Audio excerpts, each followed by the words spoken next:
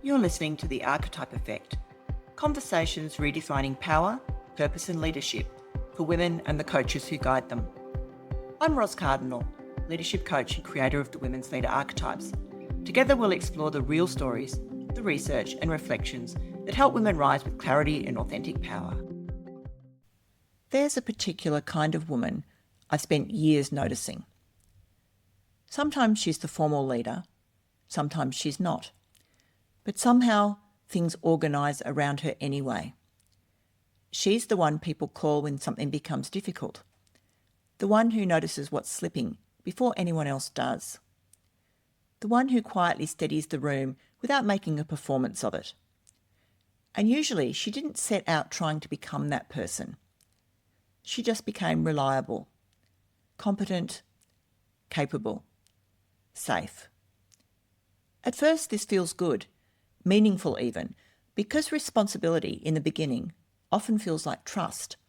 People rely on you because you're good at what you do, because you follow things through, because you care. And when responsibility arrives this way, it doesn't feel heavy, it feels earned. You feel respected, valued, useful. There's a kind of grounded pride in that, not ego. Just the satisfaction of knowing that your presence matters. That things are steadier because you're there. And women who carry strong warrior energy especially often feel deeply alive in this stage. Not because they want power over people, but because meaningful responsibility feels purposeful. It feels like contribution. So they step forward naturally. They volunteer, they hold things together, they pick up what others miss. And because they can carry a lot, they do. That's the part I think many women miss when they look back later and wonder how things became so heavy. Nothing big happened. There was no single moment, but the load accumulated slowly. One extra responsibility, one extra conversation, one extra thing that somehow became yours. A project no one else quite owned. A team dynamic nobody addressed. An emotional undercurrent that everyone else ignored. And because you were capable, you handled it. At first, this still feels manageable. You tell yourself, I've got this. It's fine. It matters. And often it does matter. That's what makes this so complicated. Because the women I'm talking about are rarely carrying meaningless things. They're carrying standards and outcomes and people, consequences, culture, emotional tone, invisible stability.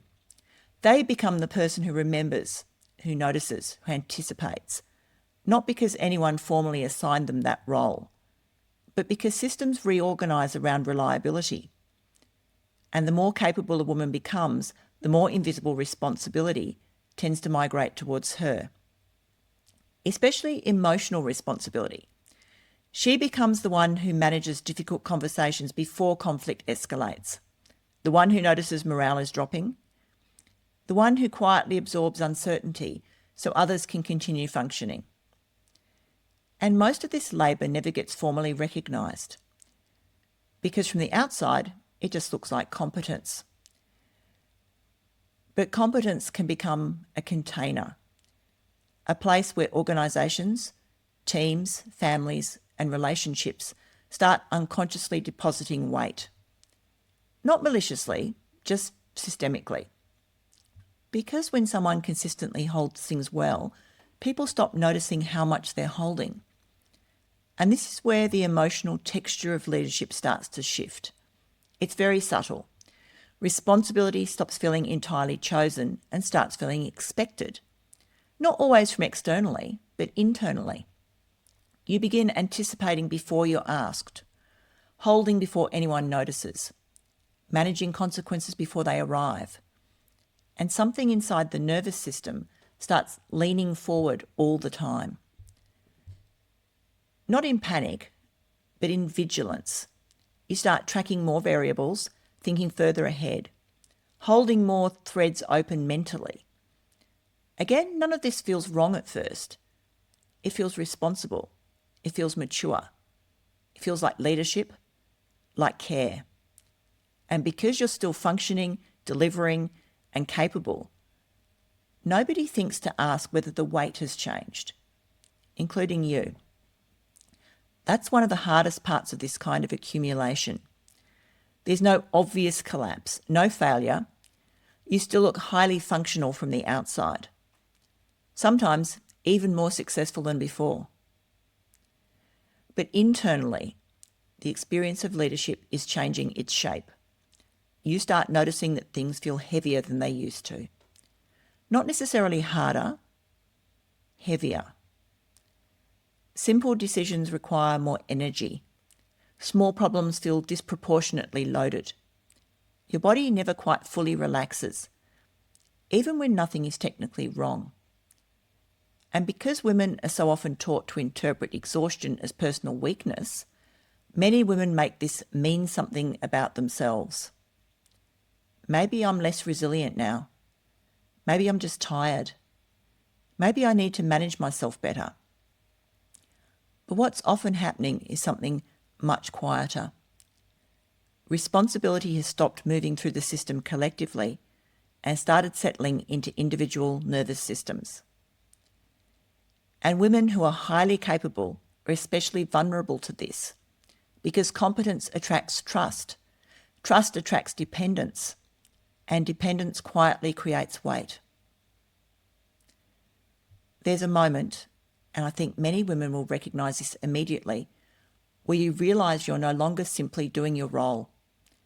You're holding the emotional continuity of things, holding outcomes before they happen, holding standards before they slip, holding people before they fall apart, holding tension before it spills into the room.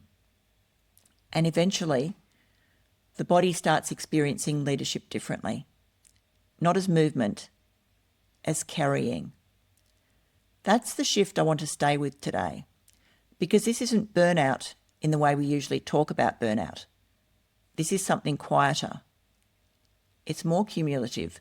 It's the lived experience of becoming the load-bearing structure for too long. And often, by the time a woman notices it, the weight already feels fused with who she is.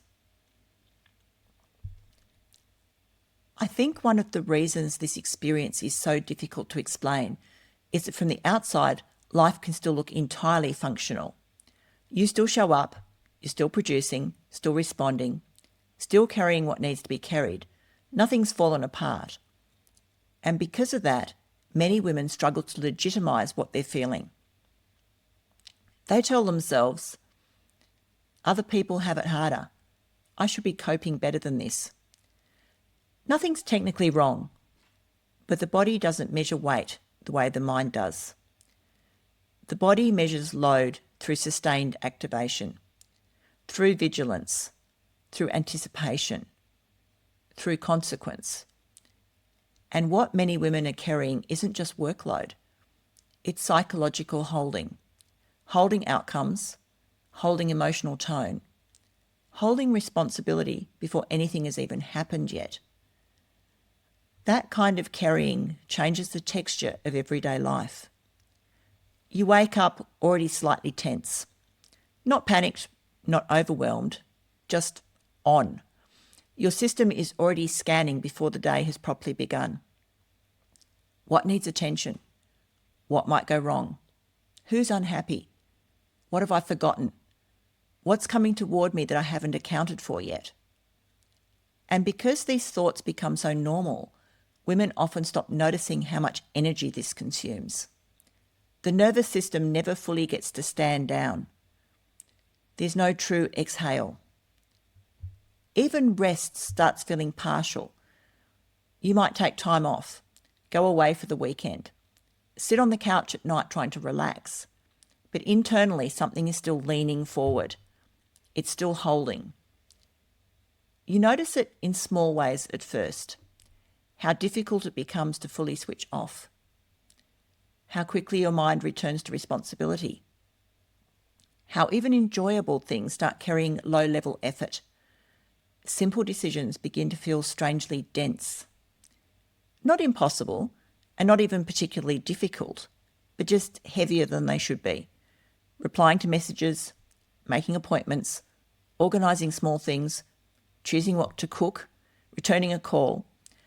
The nervous system starts experiencing ordinary life through accumulated load. And one of the clearest signs of this state is that everything begins to feel consequential. Nothing lands lightly anymore. A small problem doesn't feel small. An extra request doesn't feel neutral. Even minor interruptions feel disproportionately invasive because the system already feels too full. Women often describe this to me as, I just don't feel like I have capacity anymore. And what's important here is that capacity is not only about time, it's about nervous system bandwidth.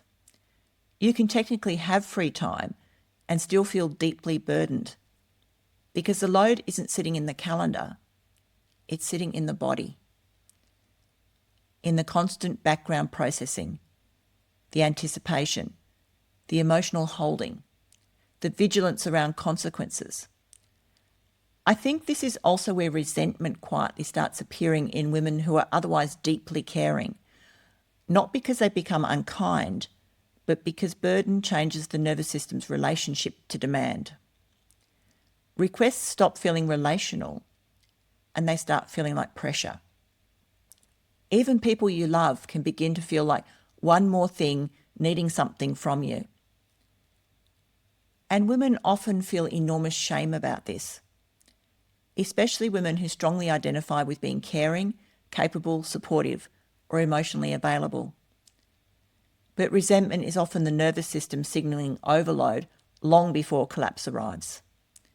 It's the body saying, there's no more room in here. And because many highly capable women continue functioning beautifully while carrying all of this internally, the people around them often have no idea how heavy things have become. That invisibility makes the experience even lonelier. Because when you still look competent, people assume you're coping, sometimes exceptionally well. Meanwhile, internally, the system has started moving into conservation. Your joy narrows, patience gets shorter, recovery slower.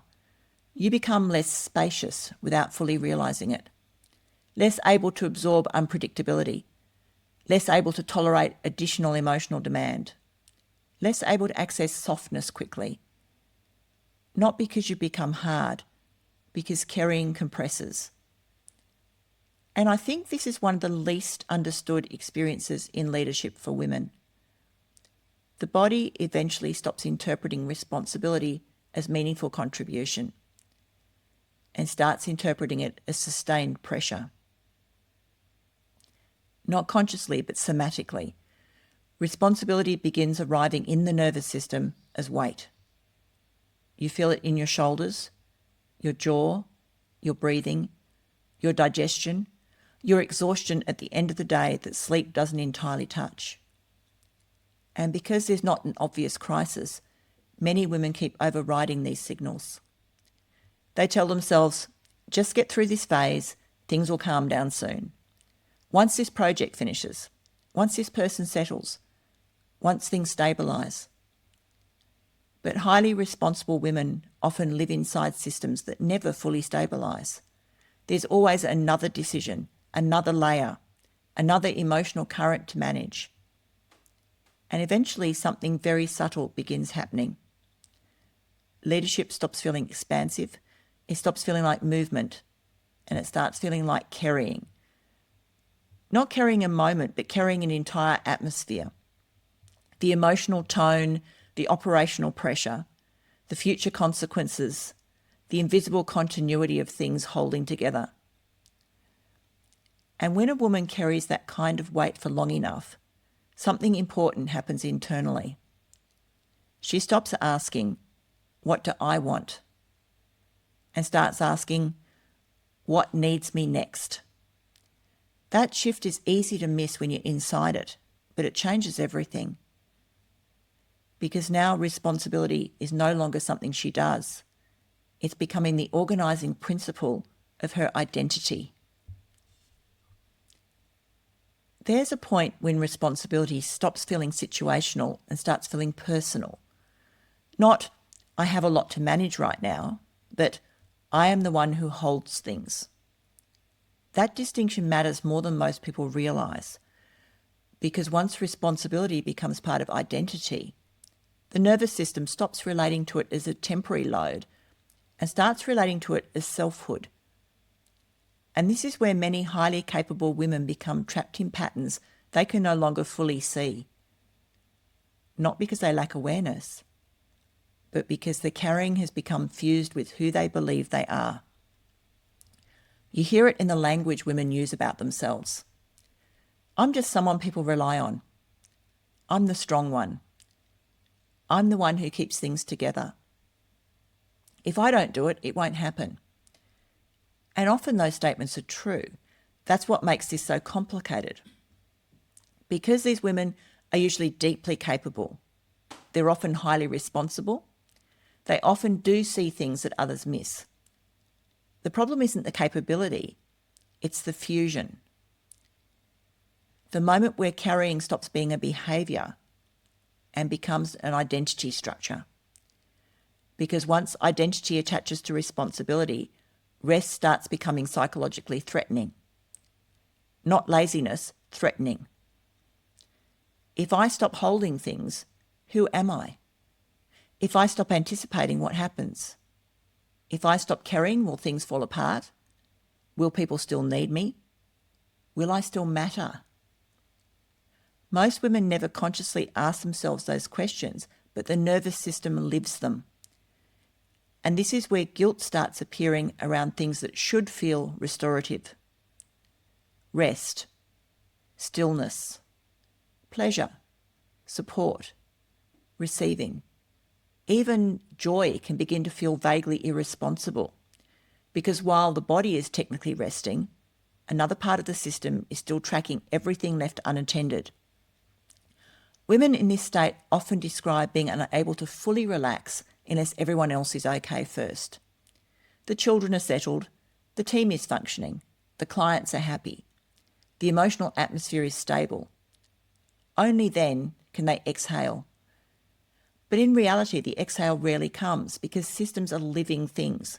There's always another need, another issue, another emotional current moving toward them. And because responsibility has become identity, these women often stop noticing how reflexive their carrying has become. They don't evaluate whether something is theirs to hold. They absorb it first and question later. Sometimes not at all. Responsibility becomes automatic.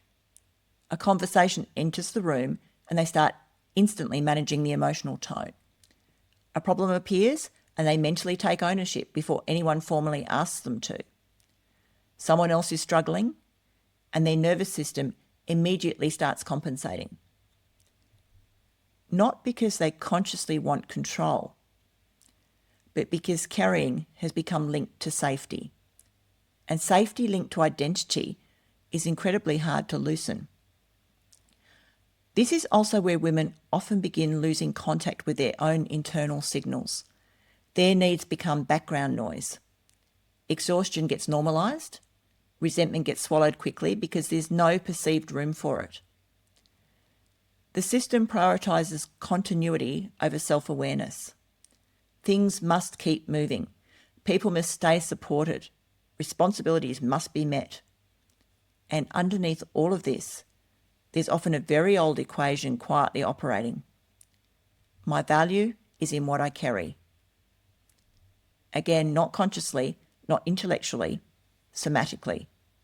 The body learns, I'm safest when I'm useful. I'm most valued when I'm dependable. I am most secure when I hold things together. And when these equations become deeply embedded, women can start building their entire lives around over-responsibility without fully recognising it. They become indispensable at work, emotionally central in relationships, the organiser, the stabiliser, the anticipator, the one who remembers, the one who notices, the one who absorbs the impact before it reaches everyone else. And externally, this often gets rewarded, praised even. People admire their strength, their competence, their resilience. But very few people notice the cost of becoming structurally necessary everywhere you go. Because structurally necessary people rarely get to soften fully. Their nervous systems stay partially mobilised all the time, watching, holding, preparing, even in moments that are meant to feel safe. And eventually something painful begins to happen. The woman herself disappears underneath the function she performs for everyone else. Not completely, but gradually.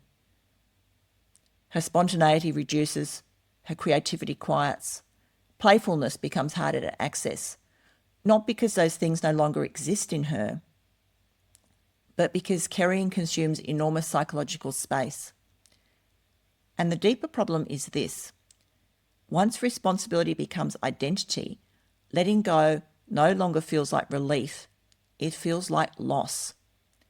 Loss of usefulness, loss of relevance, loss of control, loss of self.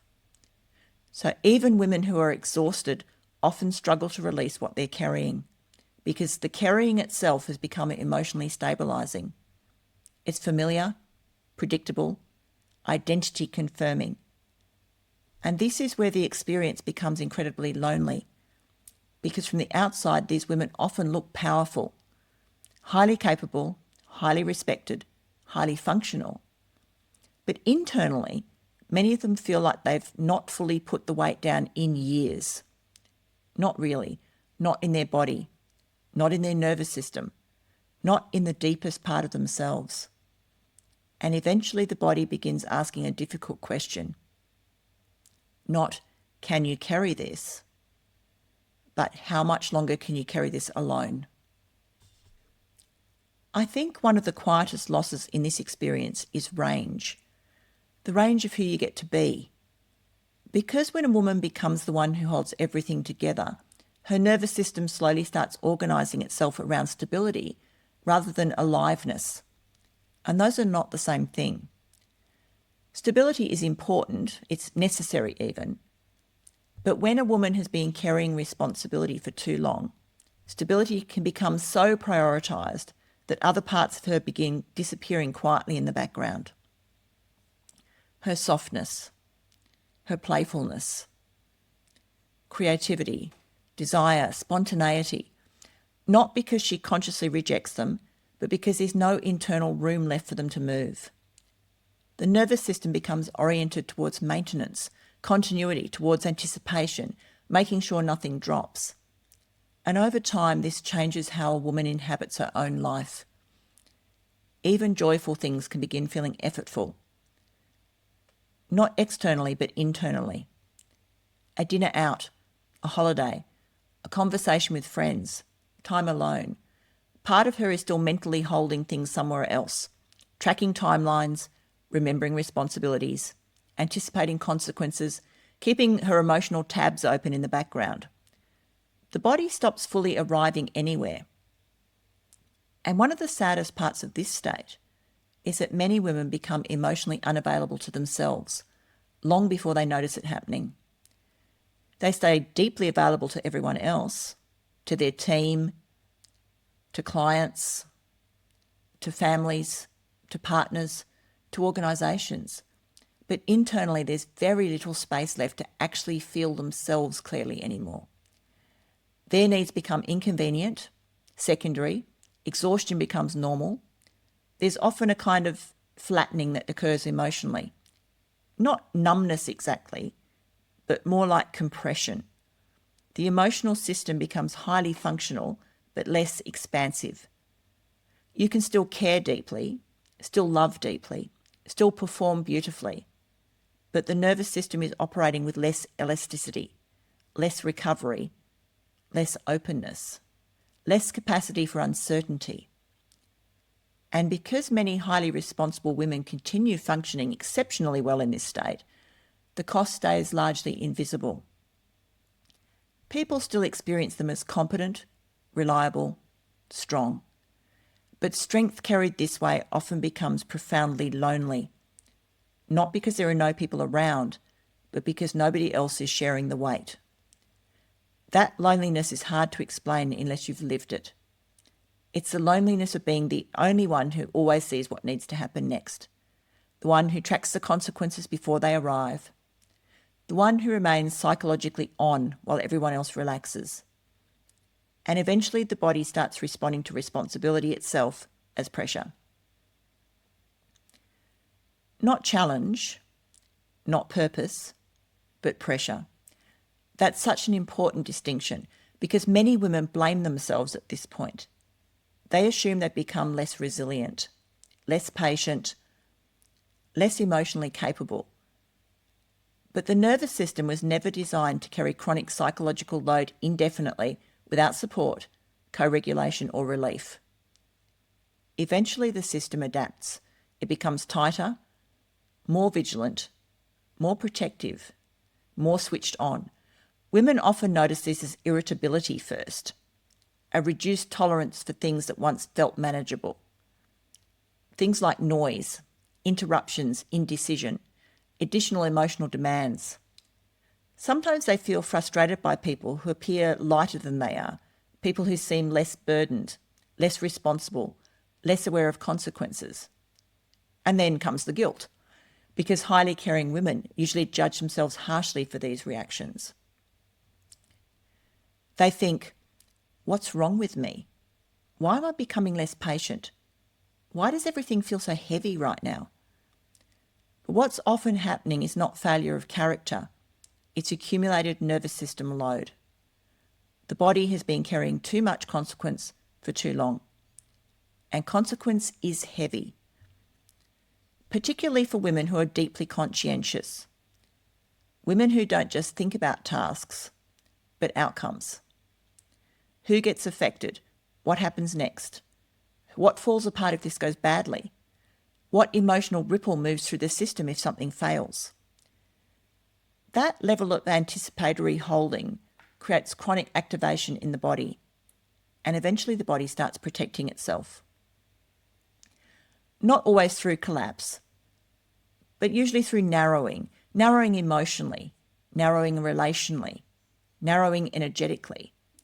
Women who once felt spacious begin feeling compressed by their own lives.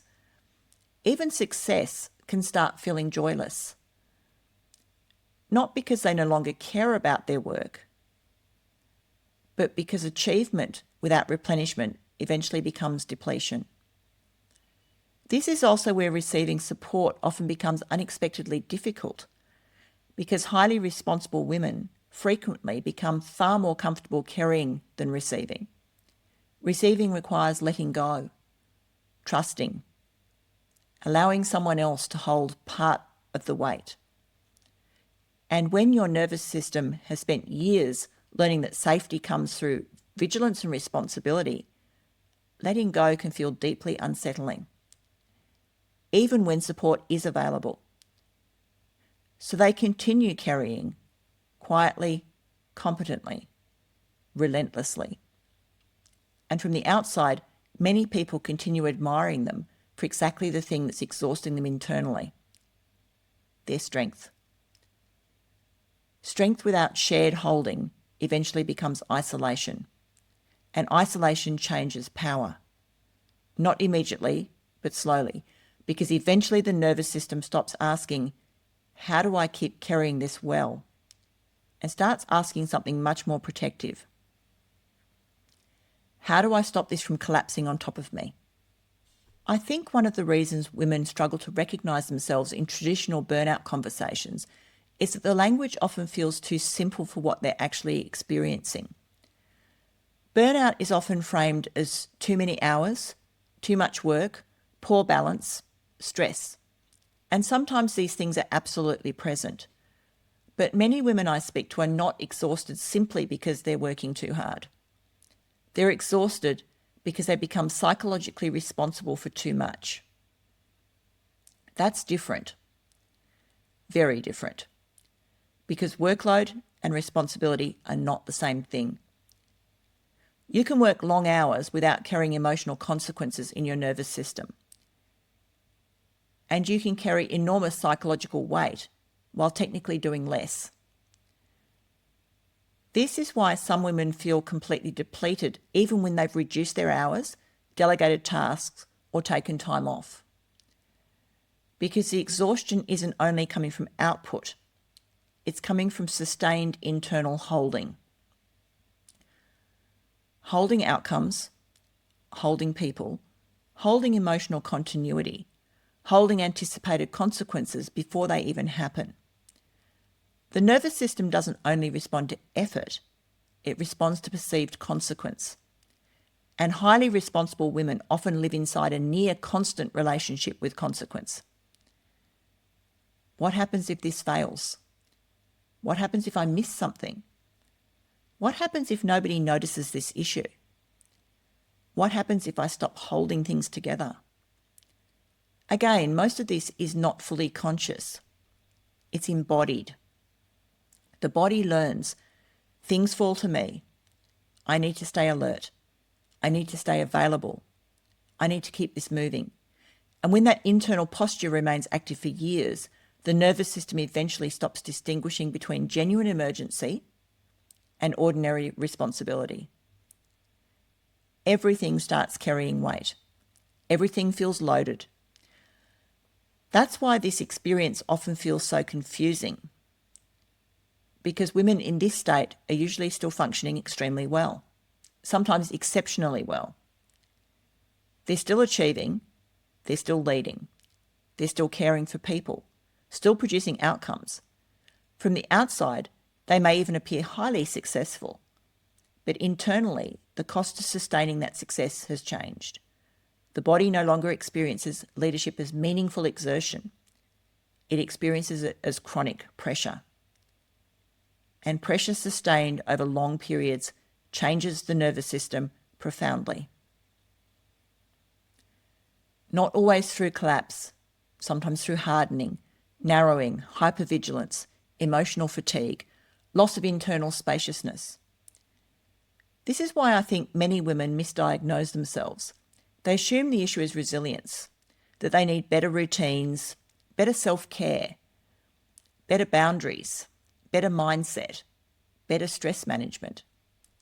And again, some of those things may absolutely help.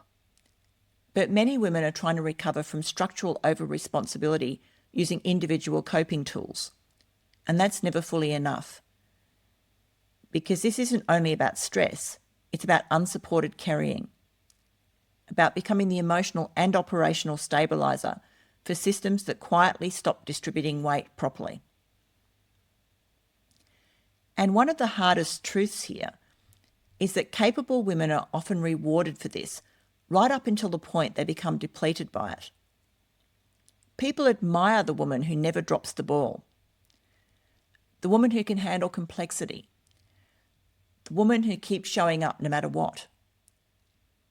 But very few people ask, what is it costing her nervous system to live this way? And many women don't ask themselves that question either, because carrying becomes normal so gradually. That's why this experience can feel invisible even to the woman living inside it. There's no obvious breaking point, no clear line where things suddenly become unsustainable. Just accumulation. Responsibility stacking over time until the body starts quietly struggling under the weight of perpetual holding. And I think this is where we need a more compassionate understanding of what women are actually experiencing in leadership. Because many women are not weak. They're not incapable, not bad at balance. They're overloaded with consequence. That's different from overwork. Consequence lives deeper in the nervous system. It creates vigilance, anticipation, internal pressure, an inability to fully stand down. And eventually the body begins asking for something many women have almost forgotten how to receive. Shared holding. Not advice, not optimization, not another strategy for functioning better. Support. Relief. Co-regulation. Shared responsibility. permission to stop carrying the emotional continuity of everything around them alone, because no nervous system, no matter how capable, was designed to sustain chronic, unsupported responsibility indefinitely. Eventually, the body pushes back, not because it's failing, because it's trying to survive. I think one of the most important things I want to say here is this. The first shift is usually not behavioural. Women often think the answer is immediately delegate more, say no more, step back, drop responsibilities, change jobs, fix the system. And sometimes practical changes absolutely do need to happen. But before any of that, something usually comes first. Recognition. The moment a woman realises this weight is real. I'm not imagining it. It's not weakness. It's not a failure to cope. It's real. That moment matters deeply because many highly responsible women have spent years minimising what their nervous system has actually been carrying.